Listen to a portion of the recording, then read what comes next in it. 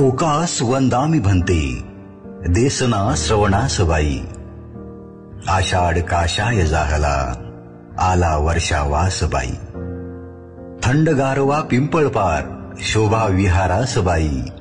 रांगोळीचा सडा सांडला अशोक चक्र खास बाई।